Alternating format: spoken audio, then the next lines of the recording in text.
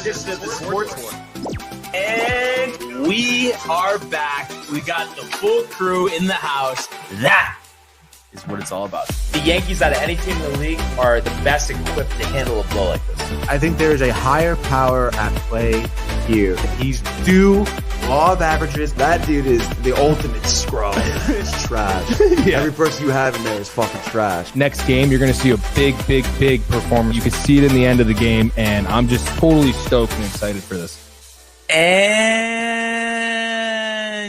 we are back. Welcome to another edition of the Sports Pour here on a Feel Good Friday. Barnes and Tony, once again, what's going on, brother? Not much, dude. Excited for Friday. Excited for the weekend here. Beautiful day out there. The Mets have won 2 in a row, dude. Yankees swept as well, so that's good, dude. But just like the NFL draft, not good enough for the thumbnail or the description. I guess there is it's the in NFL the title. Seemed like I think, was there a change though, or there no? was a change. Yeah, okay. Right, so you're not out of the woods yet. No. I am, because I changed it, dude. And the NFL draft did make it. All right, dude. No, so was that there from the get-go. Yep, okay, yes, it was. Yes, it was, dude. Quickly running around Home Depot. This and that. Stratford, dude. Stratford, Bridgeport. Gaetano's, maybe. Gaetano's, I wish. But yeah, and feeling a little better with the allergies. I'm hoping by tomorrow, I will be, a full go. But are you taking anything for that? No. Cold turkey? No, because honestly, I think that's a problem with society. Honestly, I think there's too much medication. I think it kills people. Honestly, dude, I totally agree, dude. And I mean, don't even get me started on big pharma, dude. Yeah. But especially allergy pills, because like I remember, not for nothing, when I was a kid, like allergy medication used to be prescriptions. Mm-hmm. So it's like you didn't pay anything, right? Like it was, but now it's over the counter. You like pay up more, and it's like, dude, like handing it out kind like of ridiculous, candy, dude. Ridiculous, dude. So yeah, I just feel like rub some dirt on it. Yeah. Drink your water. They say lemon water helps with allergies. Yes, I should do that. And what was I gonna say? Allergies. Shout out, Chief. Yep. He did text me this morning, pulling out the carpets. So he's not going to be joining us for his usual call today. Probably to your mother's pleasure. Yes, most definitely. You missed a couple of those comments last couple of days. Probably a good thing. Yeah. But he said he's pumped about the Yankees. Obviously, complete sweep the 6-game winning streak. And I know he was pumped to get his guy Caleb Downs. He was talking Sonny Styles. But Downs was there after the Giants passed on him. And we definitely are going to do some drafts. I know we didn't really talk about it too much yesterday other than his prediction, but I want to do that first. But before we do that, yes, let's get to the comments. A lot of comments and a Matthew Gabriel, always a good sign after back-to-back sweeps. And could we go for 3 in a row and back-to-back this weekend in Houston? We'll see. Very possible. And Matthew Gabriel, yes, always good to see him on a Friday. He says, Scoot. And then he says, hone now. Hone it now. Get the broom out. There they are, dude. Mr. Come on, dude. F Boston. We know yes. it. And then Donna Lee also here says, good morning. Josh B up here says, what up, fam? What's up, Josh B? Hope you're doing all right, dude. Matt Bra says, morning. Nick sucks so much last night. The 1-point loss. Kind of tough. Saw the end of it. And I think the thing is, it seems like it's a repetitive cycle. I think it's like just not the right roster to win a championship. Like you think about like the way the Hawks are constructed. Sure, they have CJ McCollum, but a lot of like younger athletic players. And I feel like the Knicks, like you're relying on Towns, who isn't that good defensively and isn't like aggressive in the post. And then you have Jalen Brunson, who's great, but is undersized and can't defend. And then you have a coach like Mike Brown that was like your 9th choice. So I think you couple all those things together and it's just not the right thing. So I know obviously all the Knicks fans have been waiting a while to get over that hump, get back to the NBA Finals. But maybe this is a good thing if they go down to the Hawks, because I think it will cause the need for some sweeping changes. And that, like I said, that might be a good thing. But I think that the roster construction, something that, Michael was ahead of years ago, might be the problem here. So you're saying they're in trouble? Yeah, I know. I thought they would be good, but I think it's just the same things we see. It's not smooth. And yeah, I don't know. I think they probably, in hindsight, other than whatever was happening behind the scenes, but probably would have been better off with Tom Thibodeau rather than going with Mike Brown, because we've heard some things like, oh yeah, he's good in the beginning, this and that, but then playoffs he hasn't had really success, and so just something to think about. We'll see if they're able to win. I'm guessing the game 4 is tomorrow in Atlanta. Yeah, no, pretty sad stuff. Josh B says it depressing. Yep. Psycho playoff mode, Josh. Psycho, it's dude. not the Yankees, Josh. It'll be okay. All right, dude. I'm sure he'll love that guy. Yeah. And Matt Bruss says last 12.5 seconds. Yes, the air ball or whatever it was. I don't know, shot clock violation. I had it on mute because I was watching the Yankees and the NFL draft. Classic. And he's kind of criticizing Mike Brown, just as you were, not starting the 4th again with Brunson and Carl. Yeah, and I liked Mike Brown back in the day when he was the Cavs coach, but in hindsight, those teams never got over the hump either. So maybe it's something to do with him. Yeah, and Josh says not getting that shot off was effing criminal. And Matt continues here. 0 points for Bridges. Get the F out, dude. Pass the ball around like confused 4th graders. Which is pretty interesting. Speaking of 4th graders, did you know that Mike has been helping out coaching a basketball team? I don't know if he might have told me that. And Grosso's coaching. Yeah. With Grosso. Grosso, yeah, dude. Wow. Okay. Is he enjoying it? Yeah, dude. He says he likes it a lot. Good kids, dude. They listen to him, sort of deal. And obviously, he's basketball, so he's enjoying himself. Yeah. No, that's always great. Fun. That's great.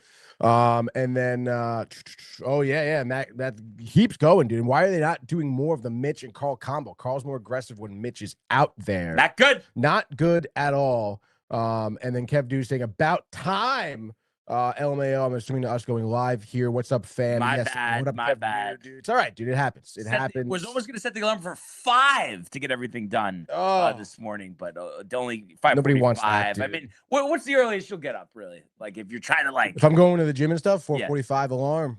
But you're most of the time, yeah, because you have to, dude. Wow. There's there's just it's I don't want to get up earlier, so it's just enough time, to get here and get set up and shit. So it's just it's 6 o'clock is kind of annoying, but I'm fine with it. But boy, before that it is tough, dude. You gotta get to bed early. That's the key. You gotta get to bed early.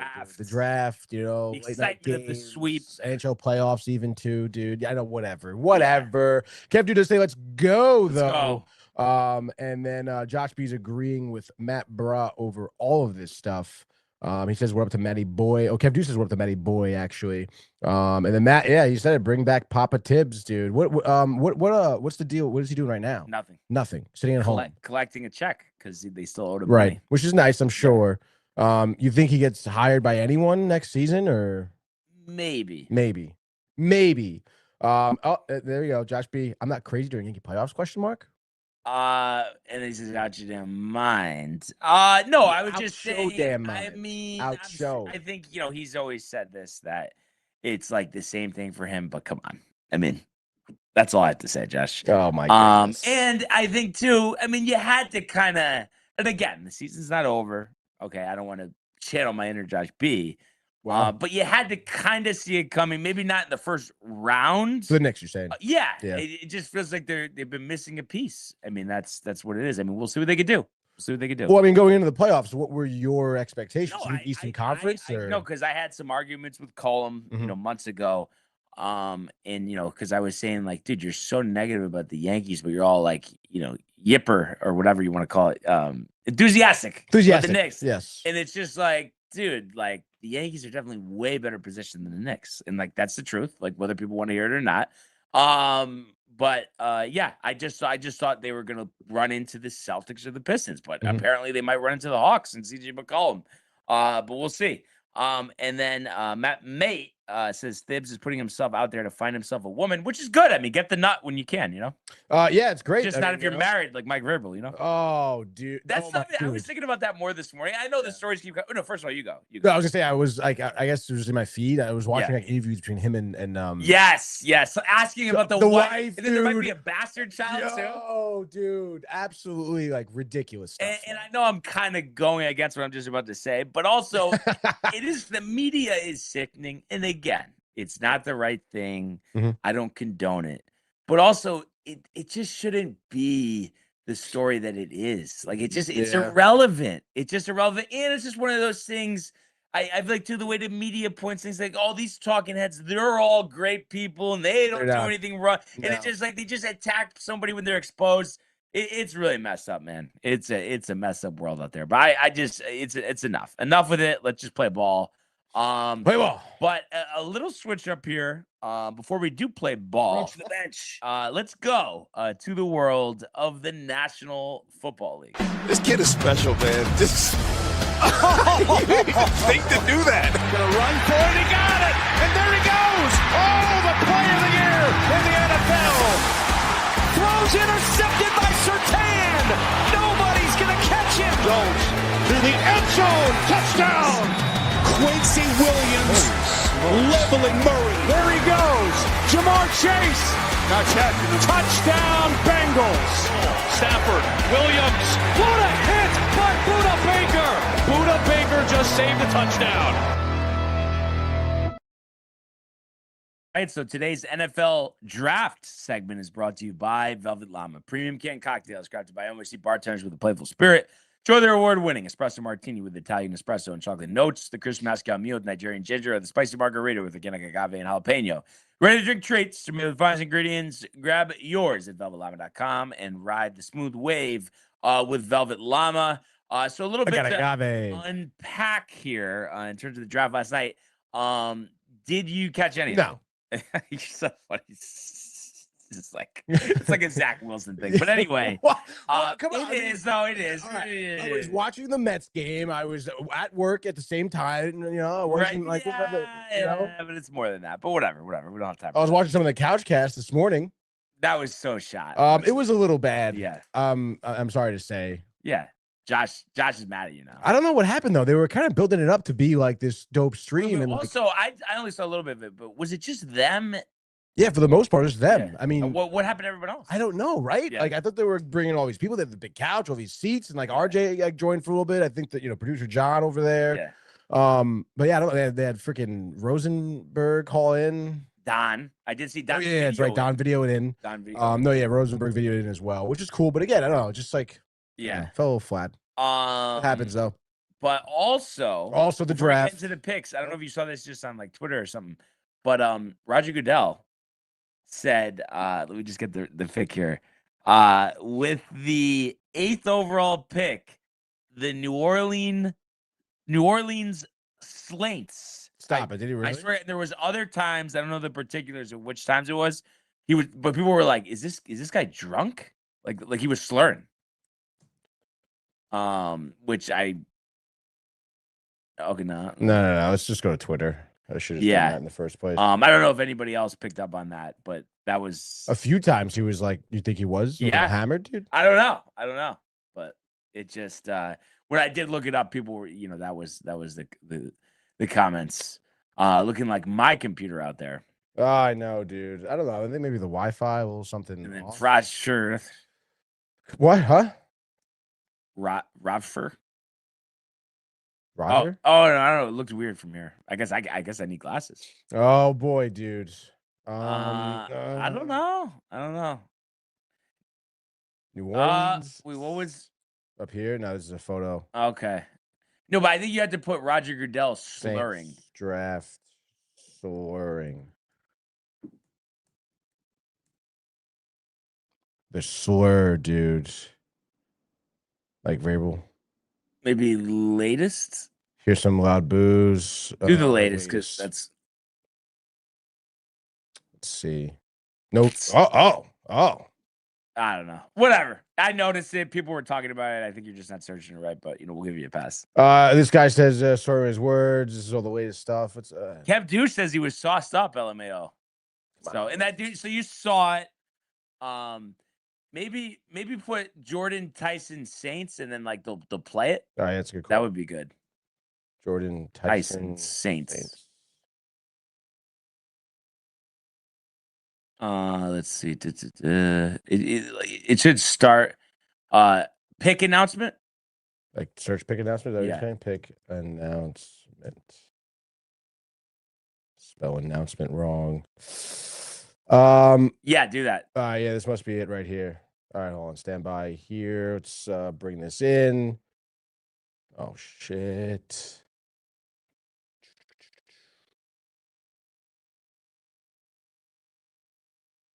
There we go.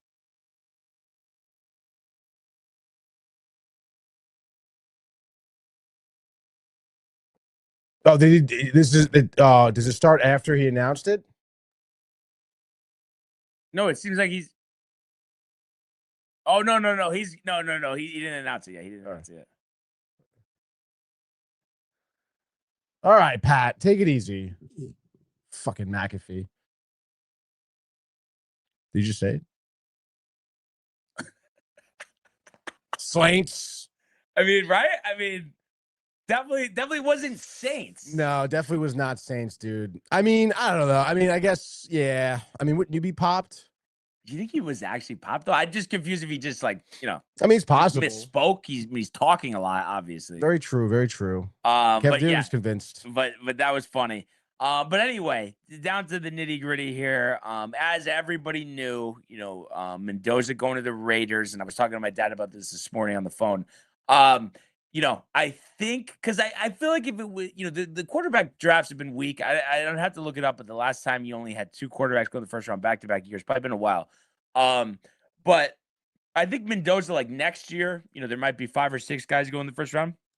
He would probably be like an end of the first round pick. So the fact that he's like leaping to number 1, obviously intangibles there, won a national championship, going to the Raiders, where obviously things are in a state of disarray.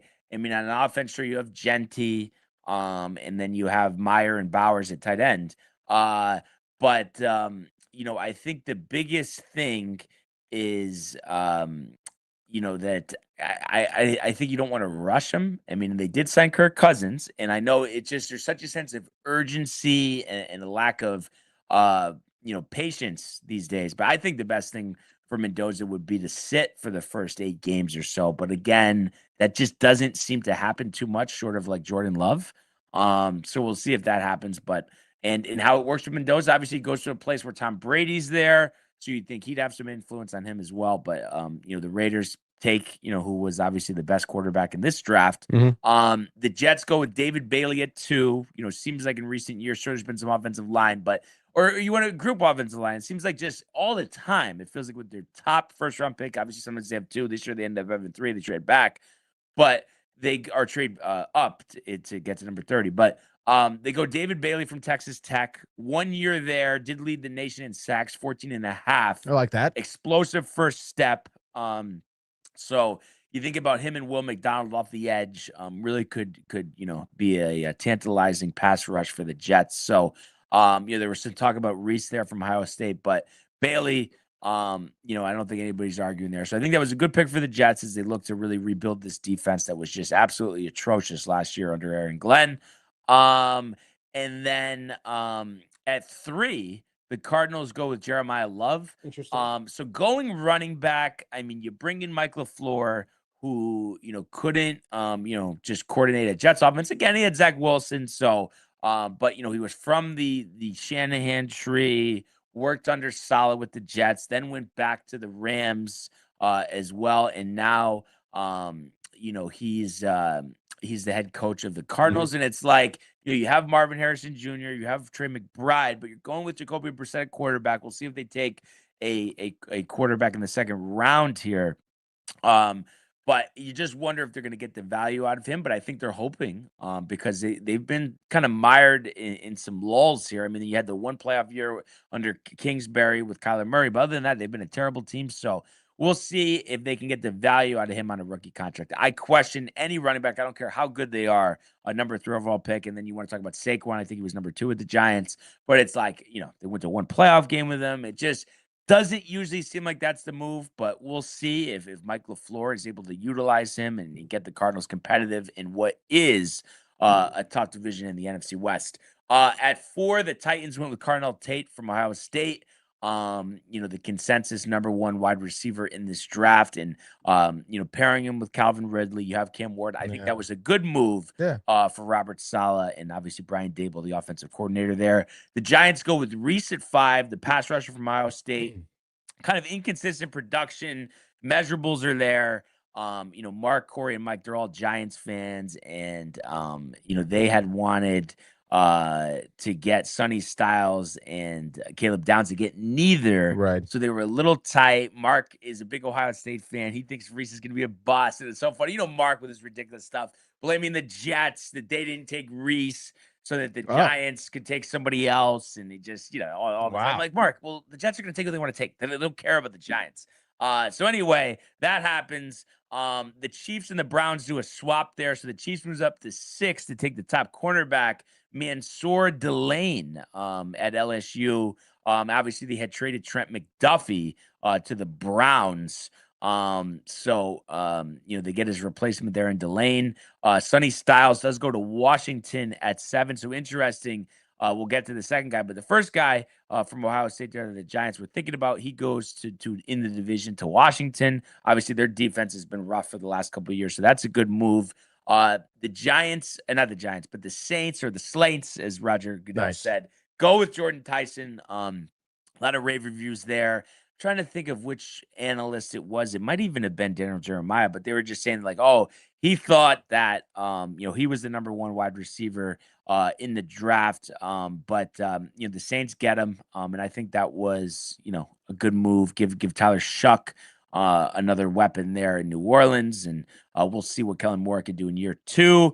The Browns, obviously, their offensive line, has been great, and we'll see, whether they're going to go with Deshaun Watson, Dylan Gabriel, or Shador next year. But they get Spencer Fano, the top offensive tackle in the draft at 9. The Giants, go offensive tackle, get Francis Mayoga at 10 from Miami. So I think that's a good move. Again, they wanted Caleb Downs, but I just think Jackson Dart last year running for his life. So I just feel like, that's a good move for them to shore up that offensive line. The Cowboys move up 1 pick to 11, and Chief gets his guy.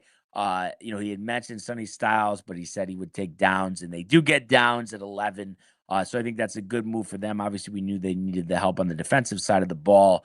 And then kind of just skipping ahead here in terms of notables at 13, the Rams had that pick because they traded their first round pick last year away to the Falcons. So they pick up the extra first this year. They go with Ty Simpson out of Alabama. And we think about, 2 years ago with Michael Penix. And Kirk Cousins not knowing that they were going to take him. But I guess they had talked to Stafford before, and they told him there's no rush on retiring, but they just want to be set up. So I think it's a good move. Ty Simpson was the consensus number 2 here. They weren't sure if he was going to go end of first round, maybe even second round. But the thing is, if Stafford's going to play 2 years, he's going to be in the McVay system. You don't rush him. He only had 14 career starts in college. So I think that's a good move for the Rams, kind of planning ahead, hoping for like a Jordan Love-ish situation. I thought at 15, that was a good move for Todd Bowles and the Bucs. We saw them struggle defensively last year, missed the playoffs. Bowles probably coaching for his job. He gets Reuben Bain Jr., part of that Miami Hurricane defense that went to the national championship game last year, the edge rusher. So that's a good move at 15. The Jets at 16, going with Kenyon Sadiq, the top tight end in the draft. And I love that move. The Jets had missed on Warren and Bowers the last couple of years. Did pick up Mason Taylor in the second last year. But I think to have a double tight situation with Sadiq and Mason Taylor, I love it. And I love the Jets going offense in the first round. So I thought that was great. The Eagles, expected to trade A.J. Brown to the Patriots. So they take Mackay Lemon, from USC at 20. I thought that was a good move there. The Cowboys had moved back in their second pick in the first round. They'd taken edge rusher Malachi Lawrence out of UCF. I think that was a good move. We saw them struggle on the defensive side of the ball last year.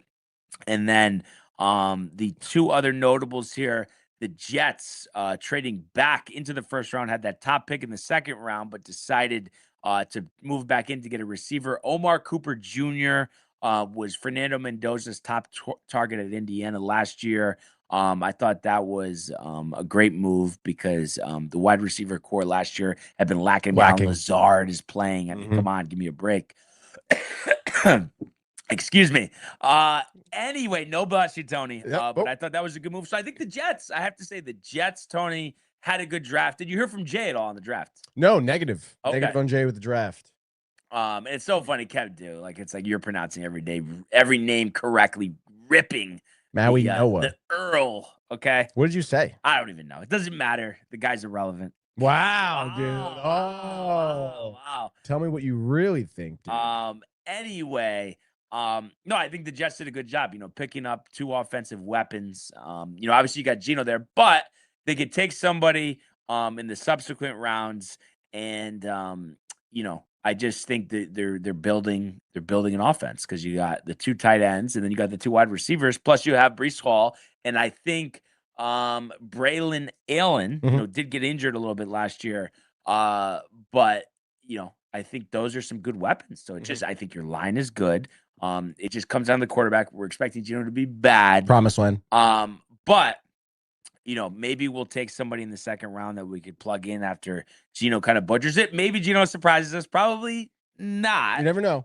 But our next pick, we still have, because we had multiple seconds. So got the 12th pick in the second round. So that could be a quarterback spot. I think Garrett Nussmeier is the top-rated remaining quarterback available. Obviously, Carson Beck is out there as well, from Miami, obviously formerly of Georgia. And I just want to see here, in terms of the quarterbacks. That's overall player. They're talking about McCoy. Wow, they had him 16th overall. Colt McCoy? No. So Garrett Nussmeier. Yes, it's Garrett Nussmeier. And they only have him ranked 87th, so I don't know if they would take him there at 12. But you got Carson Beck, Drew Aller, who could have been a top 10 pick if he didn't get injured last year and have Penn State performance. Yes, Penn State.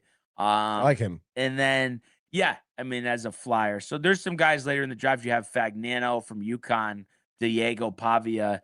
There were some questions there with his attitude, this and that. Clay Klubnik from Clemson. So there'll be some guys the Jets could take. But I think good start. We'll see what they do with the rest of the draft. I just want to see, I think it's 7:00 tonight. You'll have rounds 2 and 3. When does the NFL draft start tonight? I'm really surprised Jay didn't text you. You think working or? Honestly, probably. You think you just be, this is like a Super Bowl kind of off-season Super Bowl anyway. Yeah, no, I guess you're not wrong, but he is busy working. He's back to school now too, so. I didn't realize that. Where's he like trade school electrician? Yeah, interesting. Dude. Okay. Shock yourself, Yeah, I mean, you think he's gonna put the pipe down for that, or you have to, right? Like, not according to Kev Do. He focuses in, relax more. I think it's so crazy that he's working on $1 million boilers. Like, I think that's nuts, dude. It's gotta be really dangerous, right? I mean, like, shit could explode. Nobody works better that way. He's probably so tight that I'm saying this. Oh, definitely. The jokes. Yep. Kev, relax. We're just joking around. Okay. But it is 7:00 tonight. He's probably on the phone with Josh right now. You'll be dialed into the draft. I'll be dialed into the Yankee game, but the draft starts first, so the Yankees don't play till 8:10. Yeah. But I'll be watching this first for sure. All right, dude. So that's it. I know you're so tight, the draft. I mean, I don't know, guys. Like the whole, again, like even that clip, McAfee, the whole semantics and the show that's put on. Zach Wilson though 2.0. No, I don't know, man. It's not. Like it. That's fine. That's fine that people want to watch it. That's cool. But like for me personally, I just never. Well, I was always a draft guy, but it's interesting again. And I mean, that's just like me with football. But it's just like, I mean, the Jets, yes, I'm interested to see what they do. Your mother says hello, by the way. But I always just liked it in general. I always just thought it was interesting. Who's going where, the quarterbacks, the skill players, this and that. So, yeah, I think it's cool. And we'll see what the Jets do. But I think they had a good draft. But we'll see. But that being said, if we could go to the world of Major League Baseball. It's deep to left. It's 700. Albert Pujols. Yeah, what a play! Stop it. Yep. And Alonso cracks one of the Mets win the ball game. Out of sight. And it works at 100 miles an hour. 14 strikeout. Drilled deep to left field. There it goes. See ya. Season, Right. Like if you didn't have 4 TVs in your basement, like you probably wouldn't be watching it. No, right? I'm telling you, I've always just loved the draft. I really Like, what always would you? have. Like, would you just have it on the phone if you had 1 TV? Yes, definitely. I mean, yeah, No phone, yeah. 1 TV, no phone. I mean, the Yankees, Okay. you know that. Yeah, I mean, come yeah. on. Just all right. I want to hear you say it. It's Yankees spring training. Okay.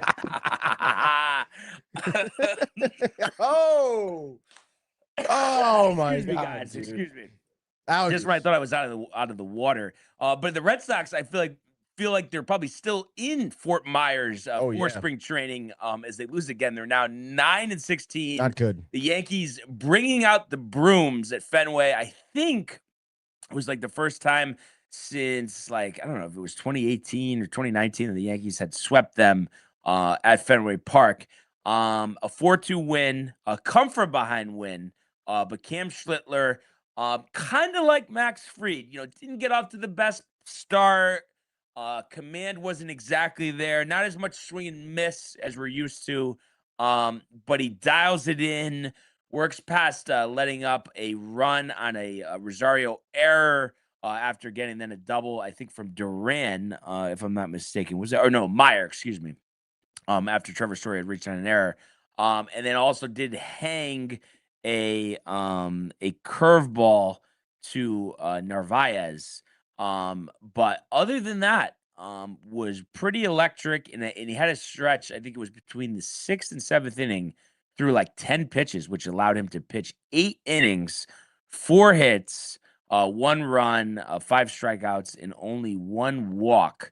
So just a dominant performance in everything that the Yankees needed, and the run of starts by Yankee pitching has been impeccable of recent. I think actually since, first of all, they haven't lost since I was there for that game last Thursday with Mark. But every starter has pitched at least 6 innings and given up 2 runs or less. So that is a formula for success. And then, the Yankees going back to back, games where their starter goes 8 innings. I mean, you save the bullpen. Outrageous. And that's why it was big on Thursday. No. Wednesday, to have Hedrick finish that 9th inning, not need to go to Bednar because he had pitched on Wednesday. He comes in for the save yesterday, 1, 2, and 3. So that was nice. And I always get a little nervous, and you understood it just because that's how baseball is. But at the same time, like, it feels like, especially if it was playoffs, maybe the Yankees would have let Cam finish the game because he was just 96 pitches. He was cruising. But do you get like that with like the Mets and stuff, like when the starter is that good, even though the pitch count's high, and it's like there's just 1 more inning, they're right around 100 pitches. Don't you just get so nervous? It's like, oh my God, it's like you're giving the other team a break because you're taking that guy out of the game, and you don't know, no matter who you're putting in the game, how they're going to pitch that day. Yeah, no, absolutely, every time. Yeah. But Bednar he's in the circle of trust. I think 7 of 8 saves this year. Had a little bit of a rocky stretch. I think the batting average against is still probably, I don't know, 270 or something. But I think by the end of the year, the numbers will be good. The ERA is in the 3s right now, just since they got him. I mean, he's delivered, and he has, the mindset that you need at the closer position. So the pitching was just lights out this entire series, starting with Heel, continuing to Fried, and then finishing yesterday with Cam. And it was great seeing his parents there in the crowd. And just how much it's meant to him, his first career major league start at Fenway Park after pitching there at Northeastern. For the Yankee offense, started out slow, and I was getting a little, and I'm sure Matt too, I texted him kind of after the fact, and we are just like, come on, let's just get the job done here. But Peyton Tolley did the exact opposite, Tony, of what I was expecting yesterday. 6 innings, only 1 run, a Jazz Chisholm, a pesky pole, home run that just snuck in there fair. But other than that, yeah, 3 hits, only 1 walk, and 11 strikeouts for Peyton Tolley. So just Yankees were underneath the fastball, swinging at that shit. That's what I was telling Matt about. So, it was disappointing to see that. However, the Yankees did great against this Red Sox bullpen. And the rally was in the 7th inning, and this was after in the 5th inning, like I mentioned, Schlittler had hung that off-speed pitch to Carlos Navarez. So the Yankees are trailing 2-1, and like I said, we go to the top of the 7th inning here. And it was just a rally because you think about the Yankees, obviously the long ball, and obviously you got that from Jazz, but this inning was all just hits, and that's why this is the type of rally you need in the postseason. But started out with Grichuk striking out, but Trent Grisham with a single. So it's nice to see Trent Grisham. I mean, had an absolute atrocious start to this season, but has been picking it up of recent. Jazz singles as well. So obviously good to see Jazz with another multi-hit game here. So you got first and second, 1 out. Caballero singles, and Jazz, wasn't able to score on that. So you got bases loaded, 1 out. Austin Wells, and it's just like, with Austin Wells, it's like, do I have to keep doing this? Can we just get Rice as the starting catcher, or at least starting a lot of games at catcher, so we don't have to keep seeing Wells swing and miss? But of course, that's what happens. So there's 2 outs, and they go with Cody Bellinger to pinch hit for Ahmed Rosario, which was interesting because obviously Rosario's got a bunch of big hits. But so then they go to Weissert there. So I guess they actually had made the move for Weissert because he's a right-hander. Colin plays a left-hander, so the Yankees counter with Bellinger. A looping single to left. I mean, those are the hits that you just need to win ball games. That scores Jazz and Grisham. And then Aaron Judge comes up, singles to right. And then the center fielder misplays it after the ball drops, which allows Caballero to score. Judge also was able to get a double out of it, as well as Cody Bellinger moving to third. They intentionally walk Rice, and then Giancarlo Stanton strikes out. So it's interesting. He's had some really good games, but a ton of strikeouts lately for Stanton. And the Yankees would threaten again, unable to convert. So you look at it, 4 for 10 runners in scoring position. It's funny, you think about the 6 missed opportunities, but hitting 400 runners in scoring position, that will play. I think they were 0 for their first 4 to start. And what was it for Stanton? Yeah, he struck out 4 times yesterday. So there's been a ton of strikeouts. But 29 on the season. But yet, has been productive. So you take that. And then Ben Rice had a streak that was snapped of 6 straight strikeouts between the last few games. So yeah, I mean, you're going to 17 strikeouts last night, but you win the game. That's the important thing. Mm-hmm. You sweep the Red Sox. You had gotten off to that rough start in the division, getting swept by the Rays. The Red Sox embarrassed you last year. So regardless of the Red Sox looking horrible, Tony, I just think given the history with the Red Sox, given the Yankees' struggles within the division, I think it was important in a big series to sweep here. Oh, yeah. I mean, listen, we always talk about, rivalries and how, teams play up, no matter what. I mean, Subway Series doesn't matter, it's a big deal. They're going to play hard against each other. So, and to see the Yankees obviously get the sweep, but also like to see how dominant your pitching has been is outstanding. Yeah. Outstanding. I mean, I think that's the key to an outstanding bullpen is not have to go to it right. for 3-4 innings every night. You're right. So that's been big, and so the bullpen's well rested. The Astros are 10-16, so I mean, pretty much the same record as the Red Sox. Good opportunity. The one thing is, I don't know if you've seen this just with fantasy and stuff, but Yordan Alvarez has been I think he leads the majors in homers. He's hitting like 340. He's the only guy in this Houston lineup that really has good numbers. So I know the Yankees don't necessarily always do this, but I would like to take like a book out of like John Schneider, and Ron Washington when he was with the Angels last year, and just like kind of walk him a lot. Mm-hmm. I don't know what I mean, obviously the Yankees are pitching well, but it's just like I feel like if he's the only threat, I think it's something that they should consider, and it's something that they don't usually consider. But what do you think about that? Because I mean, he's really the only guy in the lineup that's hitting right now. I mean, why wouldn't you, right? I mean, Yeah. like you said, one guy in the lineup that's hitting, like take him out of the game. Yeah. Walk I him. mean, I think you could, like, it doesn't need to be the first time he's up, Right. but especially if In a it's big just moment, you know, like- or you're like 1-run lead, Yeah, 8th dude. inning, 2 outs, nobody on, you might want to walk him. I don't know. Just a thought. But we'll have to see. But it's Warren and McCullers tonight. Warren's pitched great, 2-0, 2.49. McCullers just struggled, 1-1, 6.20. Weathers and Burrows tomorrow. Weathers has been on a heater recently, 1-2, 3.18. Burrows 1-3, 6.75. And then on Sunday, Luis Gil, pitching for the first time since his 6 1/3 innings pitched at Fenway Park of shutout ball the other night against Spencer Arrighetti, who's pitched well for Houston, 2-0 with a 2.45. So you feel great. It's just funny, the ups and downs of the season. Not that long ago, the 5-game losing streak, the split with the Angels, just everybody really panicking. But the Yankees 2.5-game lead there in the American League East, and have the chance with about a week to go in the month to really put together once again, because it seems like they always play well in April, a very solid April. So we'll see what happens. How about this?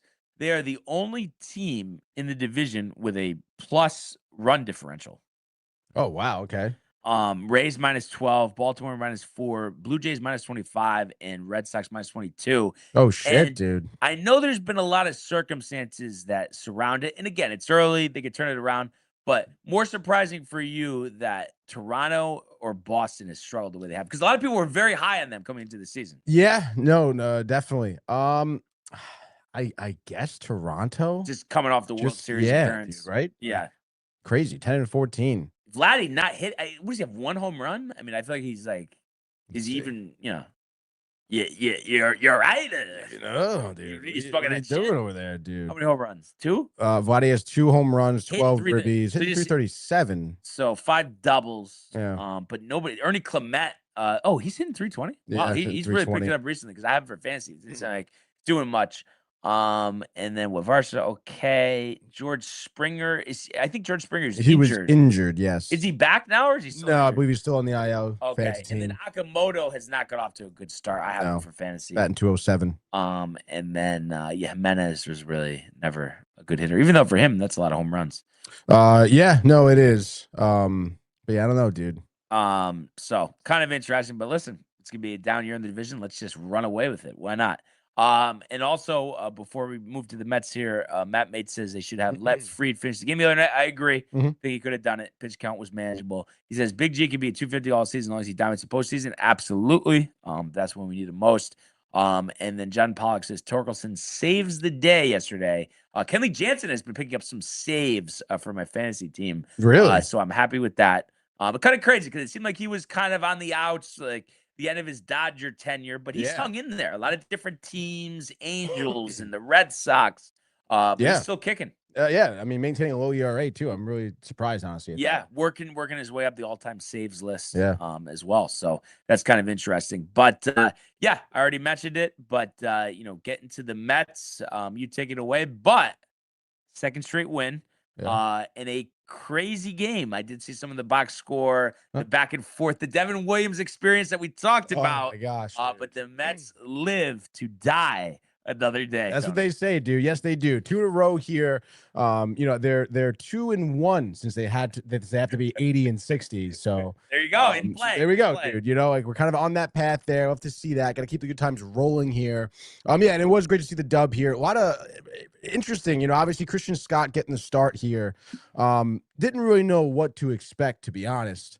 But you know what? Hey, that first inning, obviously gets in trouble. It was not a good outing for him. An inning and a third, 1 earned run, 5 walks, Brian. But to start off, I mean, he struck out Buxton, I believe, to start the game. Buxton went down swinging the fastball, 97 on the gun to just start. So I'm watching this on my phone. I'm like, oh wow, this could be good. If he keeps that heat up. Unfortunately, the location just went to die after that, dude. He walks the next batter, gets Bell to pop out, walks Jeffers, walks Clemens as well, and then walks Martin in for a run. So it's 1-0 just like that. Go for a walk. Like literally go for the walk, dude. And it's just quite literally, I mean, he was just missing the strike zone. I mean, it wasn't anything past that. And I mean, you know, some of the pitches were close, sure.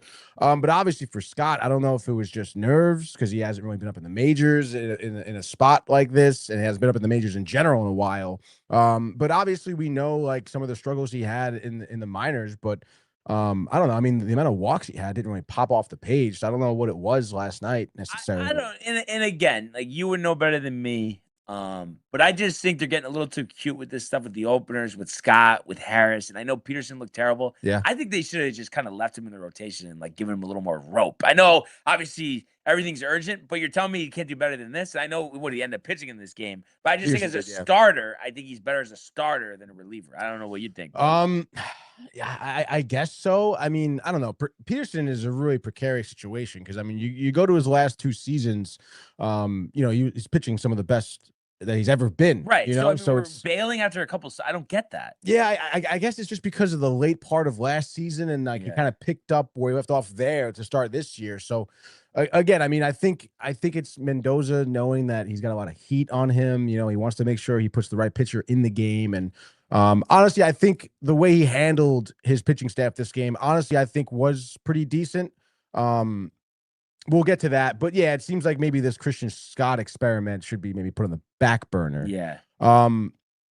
It's interesting. I mean, maybe Scott out of the pen instead of Peterson and leave Peterson in rotation. Exactly. Because obviously, I mean, the pitching staff needs help. I mean, there's no doubt about that. So I think Mendoza's just trying to do the best with the cards he's being dealt right now. Thankfully for him, bottom of the first here, Mets score. All right, let's freaking go, dude.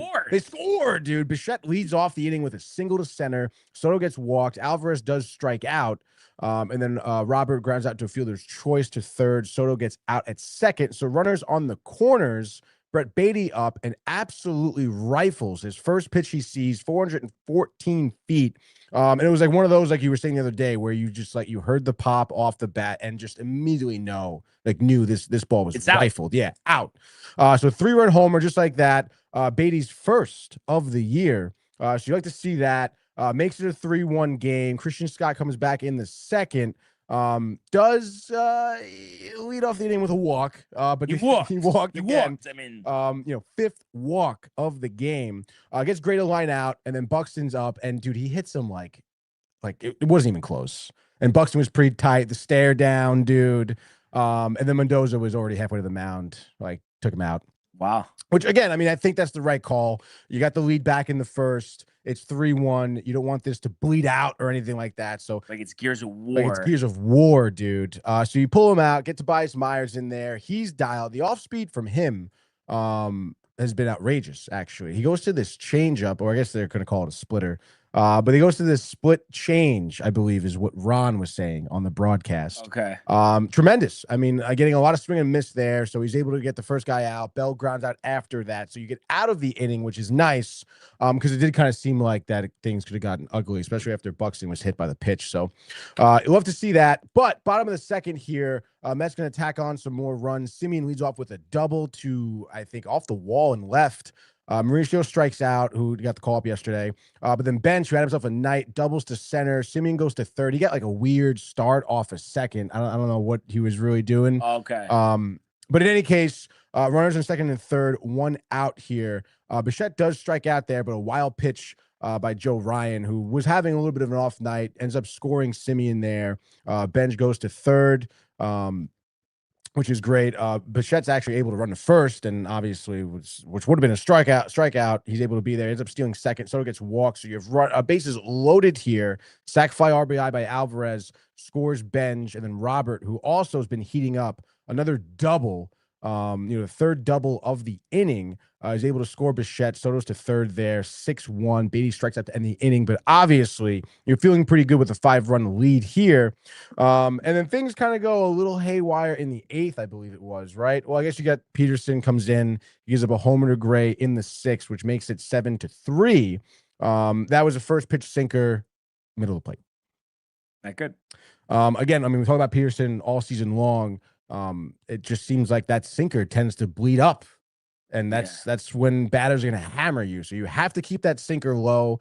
Again, I know you're talking about Peterson back in the rotation, stuff like that. I mean, it's tough. I mean, those pitches are killers. Yeah. You know? I still just think, though, you do something your whole career, Mhm. and then you know what I mean? It's like going something different. I don't know. He just doesn't strike me as a relief pitcher, but Yeah, no, I mean, you're not wrong here. We'll see what happens there. Again, I mean, the guy just, if he performs, he'll be in the rotation. It's as simple as that. right. Speaking of performing here and bullpen pitchers, we have Kimbrel coming in the 8th here for the Mets. As I mentioned, 7-3 game. Gives up a leadoff single to Lee, gets a strikeout and a flyout, but then gives up another single and a walk, dude. So you kind of have, what do you have? You have bases loaded here, okay? And then, again, Mendoza, not liking what he sees, pulls Kimbrel, which I don't blame him for that, because Kimbrel was not looking good. Again, the location wasn't there. Single, strikeout, flyout, single, Walk. But I then mean, Brazovan, who's been so good at announcer jinx, who was but it? you don't Ronnie? believe in that, dude. You don't Was believe in it that. Ronnie, though? Yes, and you don't So believe in so that. they played though. the highlight. That's why I just mentioned it. But I'm saying, did that cross your mind at all? I don't believe in it. I'm just asking. No. Okay. But I will say, I mean, Brazoban, he has those moments where he's due for a bad outing, I guess. I mean, the guy is not perfect. I don't love him out of the pen, just because of that. I feel like he's kind of a ticking time bomb, if you will. And this was exactly this situation. They bring in Brazoban, Jeffers at the plate. Second pitch is a sinker directly over the middle. I mean, it was not. It was nowhere near where it should have been. Grand slam, tie game, and I'm like, It's over. No, I am literally like, I'm working camera last night at Fairfield on the phone. Camera drops. Almost, dude. No, literally, like, ridiculous. But he gets Clemens to grind out to end the inning, but obviously damage is done there. 7-7, okay? Now I want to play this clip for you, Brian, or really everyone, I guess, from yesterday's Sports Port. Where am I? Here I am, dude. Tooting his own horn. I am a little bit here, all right? Just stand by, all right? Bear with me.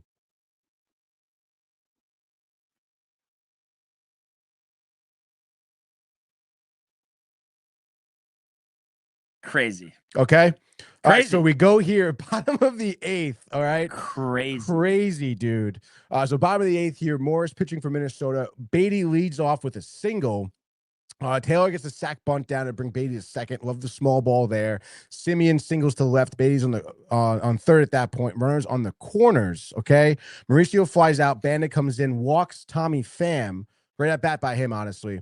So bases loaded. Here comes Bo Bichette. Probably his biggest moment as a Met. Ropes a double to left field. Clears the bases. Makes it 10-7, just like that. Mets back up on top. Love to see it. Sort of flies out, unfortunately, to end the inning. But nonetheless, you take the lead, and a 3-run lead at that. So at that point, pretty stoked. But then you do see Devin Williams come in here, which, I mean, we talked about this yesterday, Brian. I just like, I mean, I guess you already used Kimbrel. I guess you already have many other options. Surprised? No, it didn't really seem like it. Yeah. Honestly. Again, I think too, since you already used Kimbrel, Right. And you knew Weaver's not available, so you bring in Devin Williams. He gets Martin to ground out to first. He gets Keyshaw to strike out. The change, Change. keeping the ball on the ground, getting a strikeout there. Love that. But then gives up a single to Lee. All right, and then another single to Gray. Which scores Lee, by the way. So it's 10-8, just like that. Buxton doubles after that. So you have runners on second and third. Okay. Larnach comes in. Obviously, the tying runner is on second base right here. Thankfully, he does get him to strike out. It was a changeup, low inside, gets him to swing and miss. And he doesn't get the save, actually, because Brazoban, it wasn't a save situation. No, he gets the save. Oh, I guess he does get the save. Yeah. Huh. I'm pretty sure on the broadcast, Cohen was like, oh, he doesn't get the save because, but I guess he was wrong. Yeah. So he does get the save. But in any case there, I guess you can say Devin Williams bends, but does not break. But still, I mean, the confidence you get there is none, I feel like, out of him. Yeah. Because, I mean, you gave up a run in a close game. Yeah, you might have lost. Exactly. So, Yeah. I mean, obviously, great win. The bat's coming alive here. You love that, especially as you're getting Colorado come to Citi Field now. But I mean, again, I'm trying to be happy. All right, I'm trying to be excited for the Mets here. Like I said, 2-1 since the 1860 spot, so you're on the right track so far. Obviously, you want to string this along. You hope the bats can continue to remain hot. 5 for 13 RISP last night, which is very solid. And obviously the amount of hits, I mean, 10 team hits. Robert had a big hit. Beatty 2 for 3 with the dinger. Carson Bench finally coming alive, 2 for 3 last night with the home run, his second of the year. And the RBI. So you like to see that. Obviously, Bichette too, 3 ribbies yesterday, 3 for 5. Hopefully this can continue. Because this is exactly what you expected to kind of see out of your lineup to start the year. 10 runs plays. 10 runs certainly plays no matter what team you're against. Yeah. So again, hopefully you got Peralta tonight. I'm not sure who's pitching for Colorado. But you should line up with Peralta, Senga, McLean, I believe, for this series. So obviously expecting a lot of both Peralta and Senga. Want to see way more out of them. Peralta, I think, boasting a 5 ERA right now. Yeah, it hasn't been good. Yeah, over 5 starts, giving up 4 homers too. I mean, the long ball has been a little bit of an issue. I know I've talked about him struggling with some bad defense behind him. Hopefully they can clean that up for him. But I don't know. I mean, I feel like he's due for like your ace outing, Yeah. And why not against Colorado? So I don't know. I kind of feel some confidence there. Obviously, if you got a bullpen pieces you used yesterday, you kind of want to limit, who you're gonna have to use. Obviously, Rayleigh will be available, Weaver will be available. But still, I mean, I guess maybe Manaea if things go to shit for Peralta, and Manaea needs some like long relief. But I'm not really expecting that. So I feel like you kind of set yourself up for a nice first game of the series win. Yeah. Bats remain hot. Let's go. Got to do it. All right. The picks remain hot. We both did well. You went 4-2. I went 5-1. Okay. Picked up a game. So I'm 49, 52-1. You're back to 500, 50, 50-2. So Okay. And I know you go first. I do go first. All right. So you want to start with the music? Yes, strike out the music. Another edition of the MLB Frenzy here on a Friday. What do you got? Well, I was already talking about it, so why not? I mean, let's go to Citi Field tonight. Would be a nice night to go to a game, to be honest, dude. Yeah. Mets, Rockies starting off this series. I mentioned Peralta against Michael Lorenzen. By the way, Peralta is a 4.05 ERA. Feels like it's a 5.09. Honestly, dude. But how about Michael Lorenzen boasting a 7.48, dude? He's given up 40 hits over 21 2/3 innings pitched. Unbelievable. Which is kind of outrageous. 6 walks, 4 Team homers. Italy. Yes, Team Italy, dude. Mets here -219, over unders 7.5. Pretty crazy that they're such home favorites when Colorado Rockies have a better record than they do. But nonetheless, Rockies dog shit, specifically on the road here. 3-10 this year on the road. I guess Mickey Moniak leading the team with 8 homers. Former first-round pick. Kind of wild. Phillies, dude. Bust, but 8 homers right now is pretty solid. Yeah. So, I mean, say what you will. Nonetheless, though, the Rockies have dropped 3 of the last 5 games against the Dodgers, against the Padres. A little bit of a tough schedule for them. And like I said here, hopefully the Mets can just continue their bats. I think they will. And I think someone who really hasn't gotten hot yet, or recently anyway, is Francisco Alvarez. Did some good hits, but never really string along a solid performance in a game, So I say he does do that. 2 for 4 with a dinger. Bichette goes a 2 for 5 night. Why not another double for him? Why not, dude? And I say Peralta is dominant here against the Rockies. I say he goes 7 innings, 2 earned runs, maybe Moniak with another dinger, 2-run dinger in the 5th, but settles down after that, finishes the outing. And then you probably will see maybe Rayleigh in the 8th, Weaver in the 9th sort of deal. And I think I feel pretty good about that. Obviously, Weaver red hot off of his save. And the Mets are going to win this game. The 7.5 here is tough.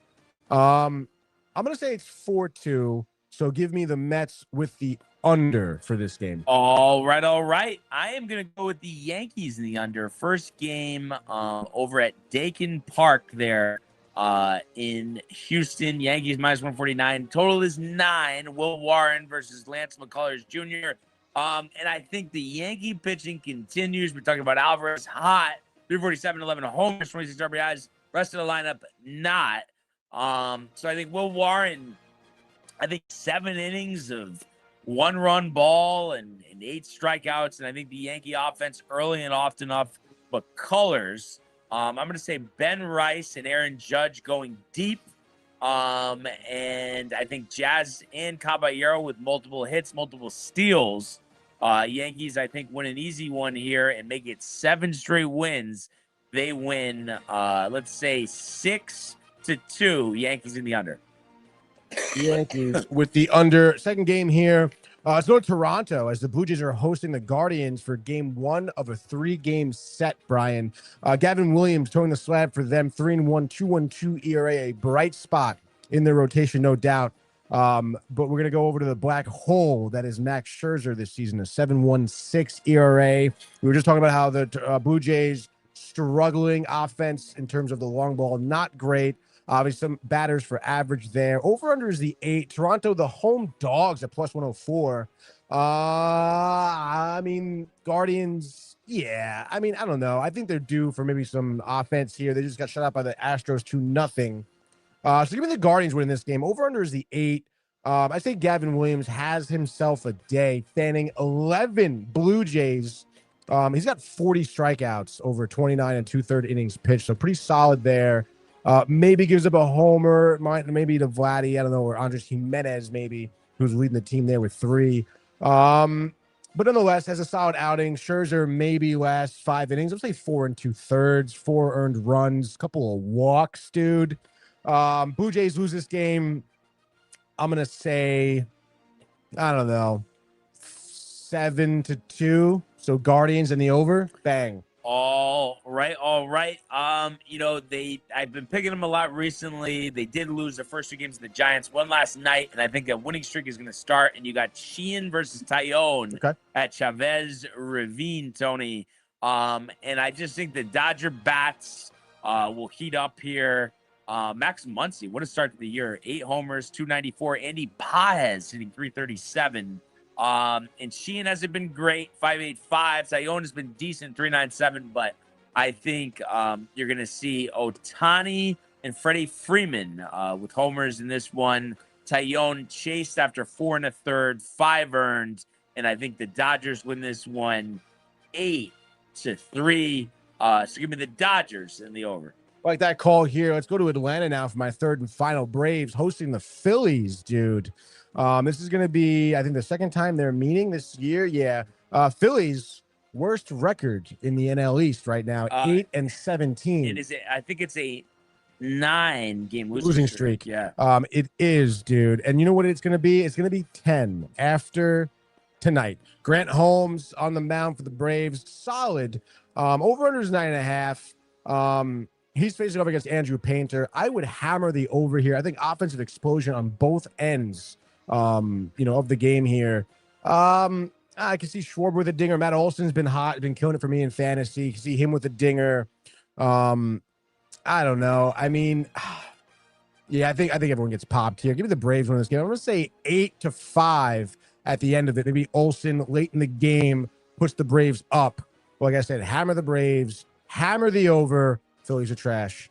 John Pollock is going to be dialed in. Great American Ballpark. Tigers in the Reds. Framber Valdez versus Andrew Abbott. The Tigers minus 131. Total 8.5. I'm going to say under the total. Tigers win. Valdez spinning a couple curves and changes. Maybe putting some spider tack. Who knows? But I think he'll go 7 strong. 10 strikeouts. 1 earned. Tigers win 4-2. Jansen again with the save. Tigers and the under. And just like that, your MLB frenzy here on a Friday in a grid with the Mets. Here we go, dude. Is here. And wow, Michael Deerfield tight about the 10-1. And What the Kev hell, tight Michael? about Devin Williams. Rightfully so, Kev do. But Michael knows better. Come on, man.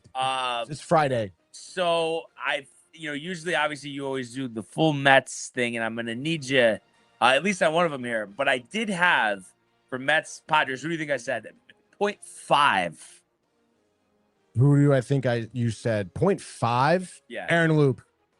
Michael Wacha. Oh, wow. 0.5 for Wacha? Yeah, really? I feel like a 0.5 we can't mess with. Yeah, dude. I'm surprised it's that low. No, everyone forgets about him. Yeah, everyone does forget about him. And then also Ventura's 1%. I don't know if there's any erroneous guy that you think would be under 1%. For the RBIs here. Well, obviously, erroneous. I mean, Delgado, maybe not. I mean, whatever you think. Jay Bruce. He had 100 RBIs. 100 RBIs, 2017. Up to you. Your call. Who did you say that you said? Ventura. Oh, Robin Ventura. Yeah, I thought That's he a would good be one higher. too. He's more. Yeah, that is popular kinda than me, crazy. Not Jay Bruce. I can't believe Jay Bruce did that well for the Mets. Just that 1 year, I feel. What do you have, like 35 homers or something? No. But 100 RBIs? I don't know. It just for some reason I just. Are you doubting me? No, I mean you would know better than me.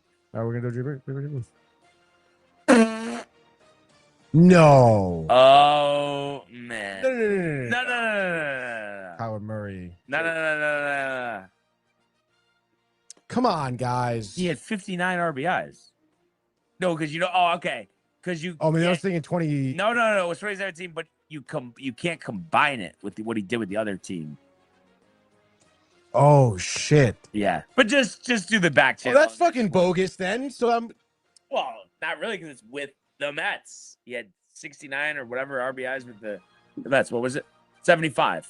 Yeah, 26 with Cleveland. That's bullshit, dude. Semantics. I had a nice 1% there. Now I got to do back channels. Oh my god, dude. That's nonsense. Yep. All right, dude. Enough. Now I gotta do this whole fucking rigmarole, dudes. Remove that. Hold on, stand by. Semantics. Yeah, this one right here. Share this window and then go back in there.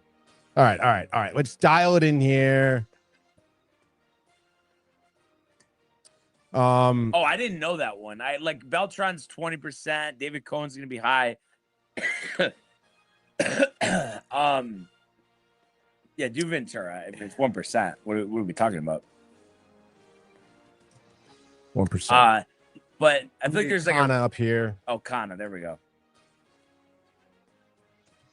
And the Twins Royals, Santana was 15%. I don't know. It's not Brad Hand. It's not Brad Hand, but it is Rich Hill. There you go.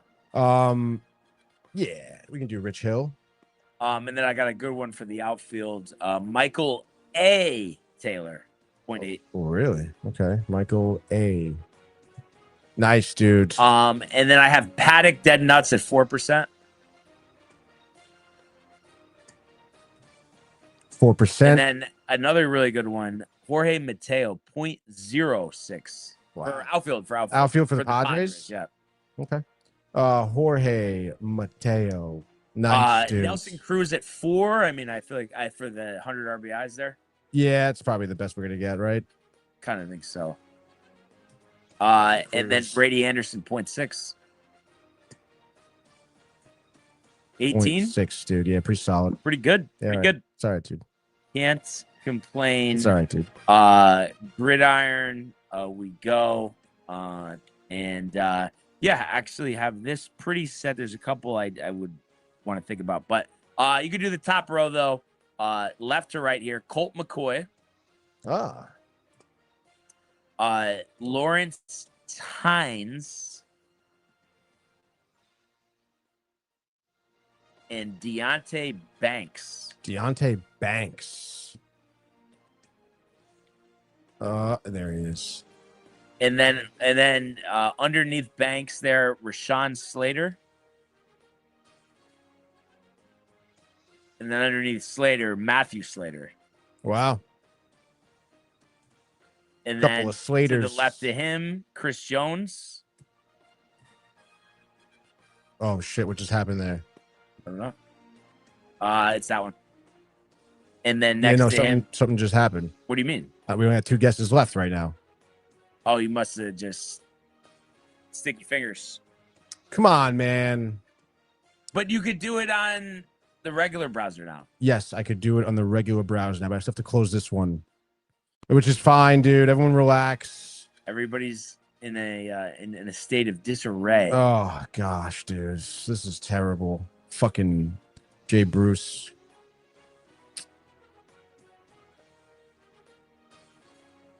Let's go to football.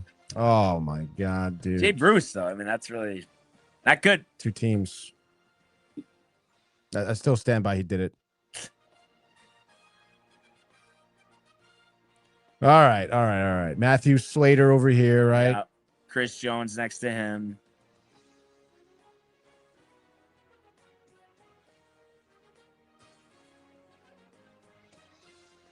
And then This was a different Chandler Slater. Jones. No, Chandler next Jones. to Chris Jones. All right, just do Chandler Jones. Oh. Fucking up. And then Rashawn Slater above Matthew Slater. Oh. Rashawn. And then Deontay Banks. Lawrence Tynes next to him. Yes. And then Colt McCoy next to him. Lawrence Tynes, Colt. Yeah, so these two here, because I had guys that were 20 and 24%. Wow, Ernie, what's worse, the Mets or the internet? I would say Ernie's the worst, honestly. And then Matt made technology's main. Yeah, so I guess because I don't know. I'm not wow, I really fucked this up actually. Not really, but I guess I'll try to but just look up it's both Chargers with the Cardinals and the Chiefs. I'll try to think in the meantime, but I just Cromartie and Chase Daniel were 20 and 24%. Let's go Chargers Chiefs first.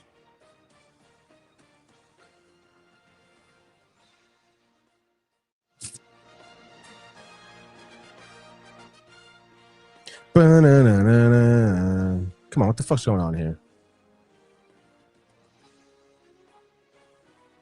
All right.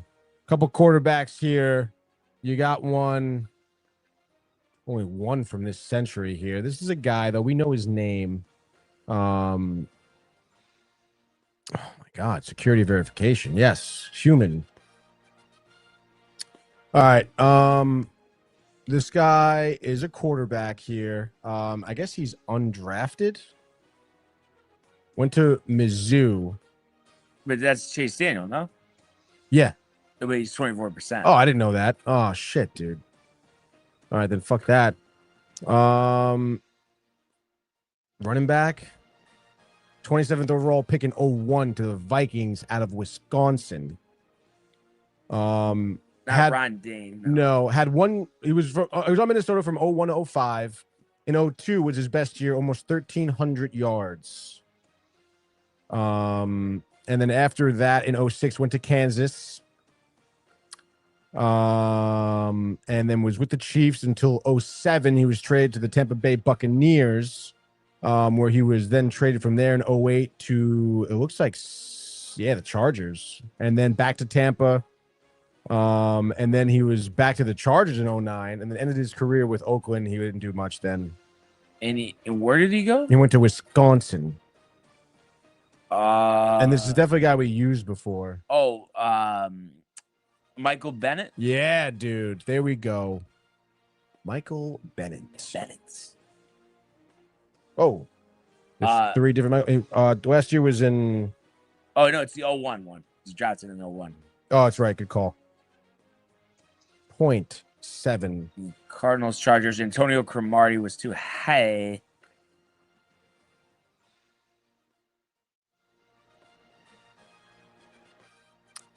What the fuck is this?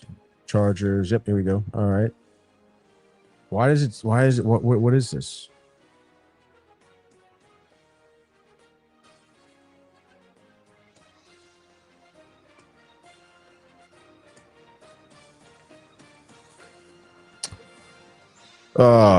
Standing by here. There we go. Cromartie too high. There's a quarterback here. I can't believe how slow this is right now, dude.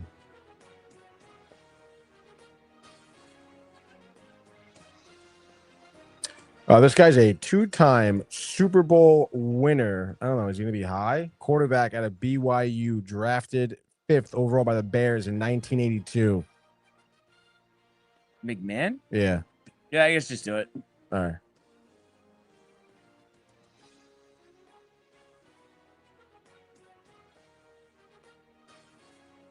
10% for a 32. All right. All right. You know, we'll go on to the hardwood. That's right, dude. And I do have some of these. So bottom right, LeBron. Bottom left, Antoine Jameson. Jameson. No. How do you spell Ant? Is Antaw.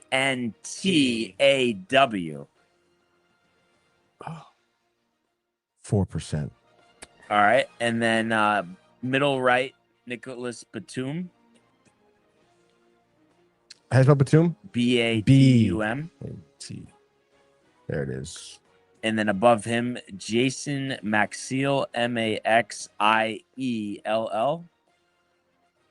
0.5. And then top left, Caldwell Pope.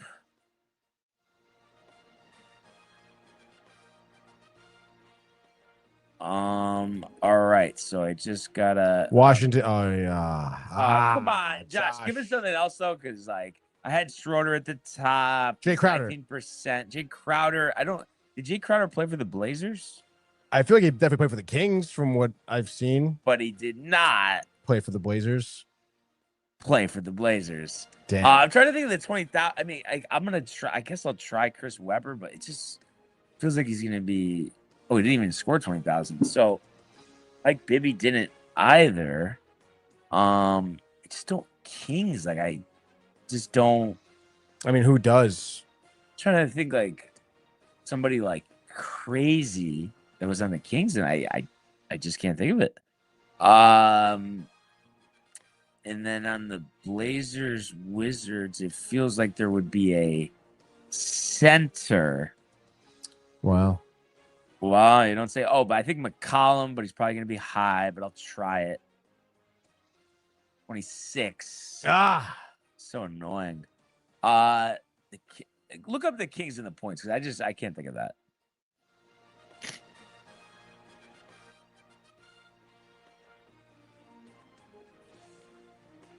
Oh, and do top middle, Marvin Bagley.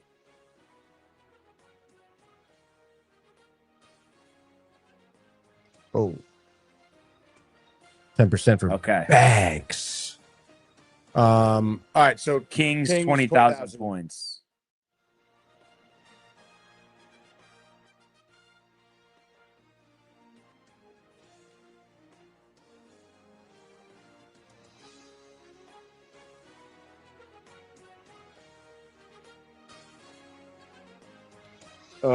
Let's see.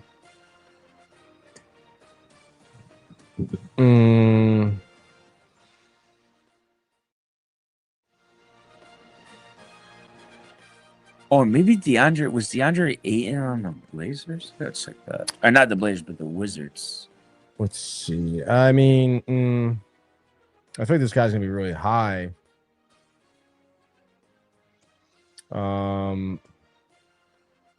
No, it wasn't on the Wizards. Mother.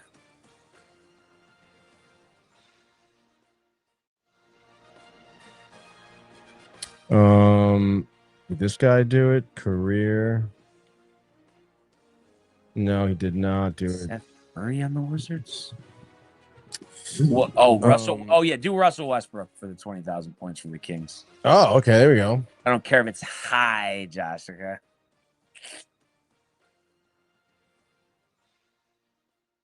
$22%. It's just not a good category at the end. DeMar of the day. DeRozan was the one I was looking at. I probably either way. Whatever. No, you know what I'm saying? You know what I'm saying? Yeah. So I guess. Oh, Kings Blazers, Seth Curry. Seth. 8. Okay, so we just need Wizards Blazers and not McCollum. Okay, not McCollum. I don't know. It's not Taj. It's not. I'm trying to think of the guys. It's not Sam Cassell. Sam Cassell. Sean Marion.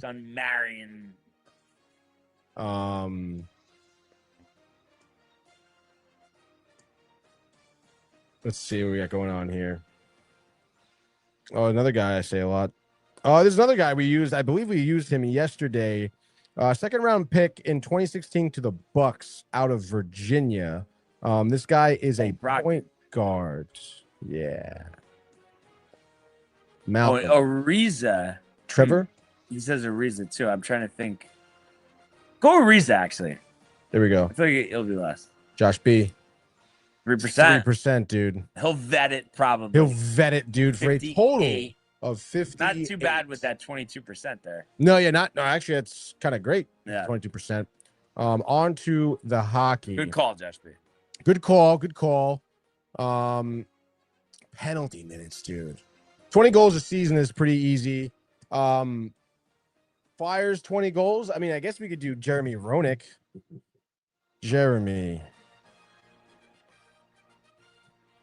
Roenick, nice. Oilers. Vander Kane, percent. I was just gonna say your boy. Love that guy. Dude, he's a good grid guy. He's a great grid guy. And then 20 goals with 100 penalty minutes. I don't think Dustin Brown ever did 100 penalty minutes. Maybe a Milan Lucic. All right, 3%. There we go.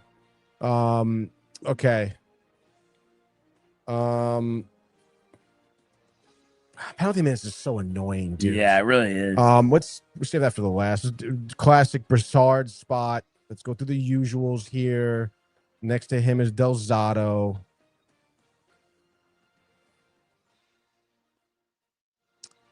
All right.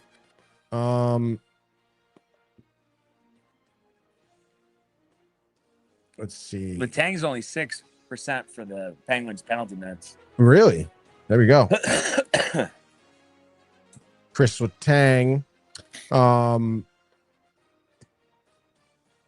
Dead nuts. Ducks, Oilers. Who's on there right now? Adam Henrique is on the. Do that. I don't think that's gonna be high.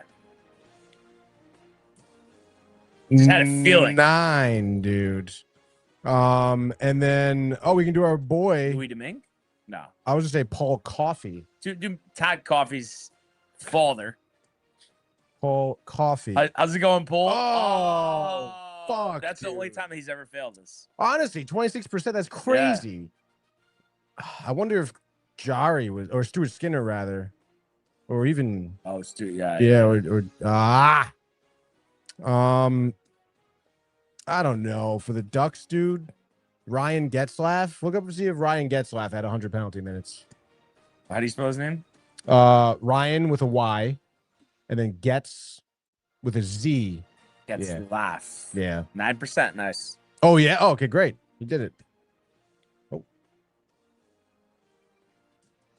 Let's go, dude. There we the go. 9 58 for hockey. It's all right. It's all right. Paul Coffey, dude. Thank you to Josh B with the assist. Yeah, there. Josh, you're great. And then so just a couple of things here. Some crib notes. Yes.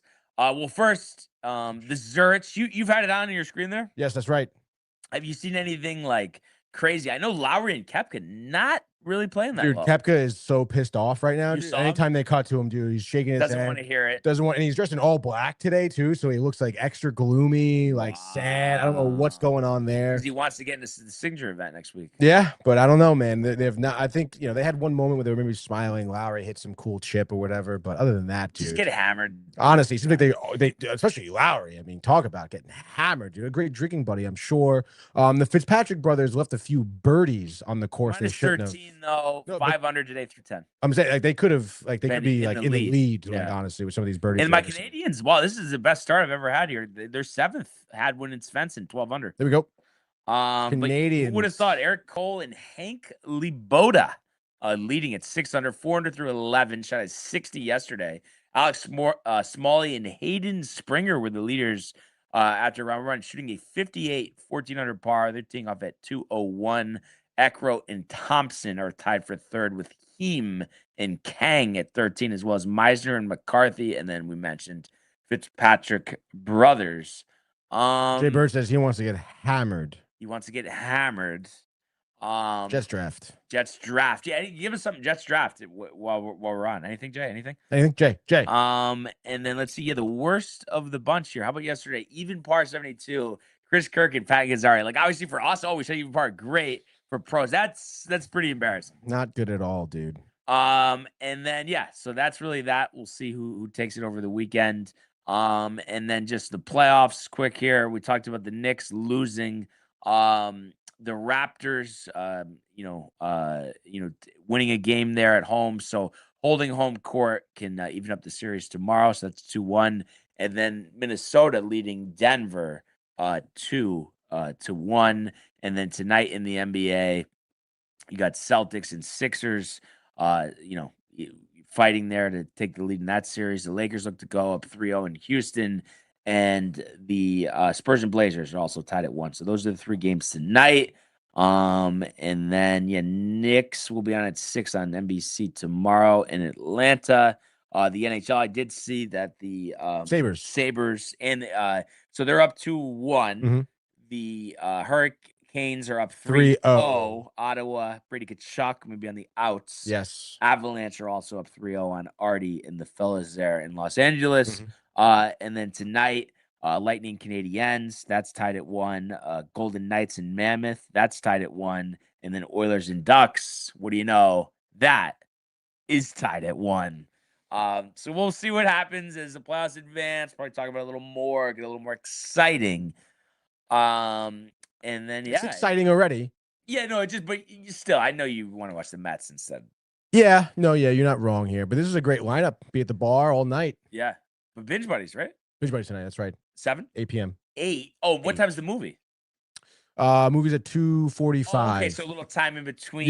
Chop meat. No, meal prep has been done. I ate it all for this week. So Friday is like a Chipotle day or something. There you go. Oh, I think I never asked you too. How was the ANS? Oh my God, dude, outstanding. Yeah, they catered sandwiches. So I grabbed this sandwich called the Wall Street. You're probably not gonna like it that much, but it's turkey, Munster cheese. I've always liked Munster. Love Munster cheese, dude. Yeah. That's why when they said Munster cheese, I was like, ooh, I can go for some Munster. Mayo, lettuce, tomato, onions on it. So that's I probably would like that. No, and I don't hate turkey. The other stuff's better. No, a good turkey is not bad. I used to like the honey turkey a little bit. But also the key to that sandwich is that the thing that gets me so grossed out is when the cheese melts into the meat. Oh yeah. No, I hate that, but obviously A&S, I'm sure they do a good job. The good bread, dude. The bread was phenomenal. Oh my God, dude. Yeah, that sounds amazing. Jay also says Jets are building. Can't be upset with 3 first rounders. He doesn't seem so happy. And then Chipotle is asking. I think wrong.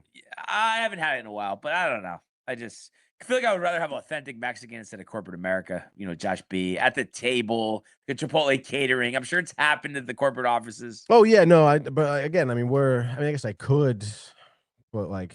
Right, I don't know. It's right here. Salsa Bravo. What is it? I don't know. There's a place in Westport, Salsa Bravo. That's pretty good. But also, I used to like Rico Bravo, but that went downhill and probably went out of business at this point. I used to like Rio Bravo in Fairfield. So that's what I meant. Rio Bravo. Yeah, that is out of business. Oh, it is out of business. Closed doors recently. The one in Westport used to be great, but that went out. I didn't realize there was more than one. Yep. They both the one in Westport's gone too. They're all gone. Norwalk. I don't know. Maybe Norwalk's still around. I don't know. Bad management. But also I used to like Senor Salsa, the El Champion. Matt's father used to get a kick out of. Oh, you having one of those champions, huh? Well, Bond's eating the whole thing.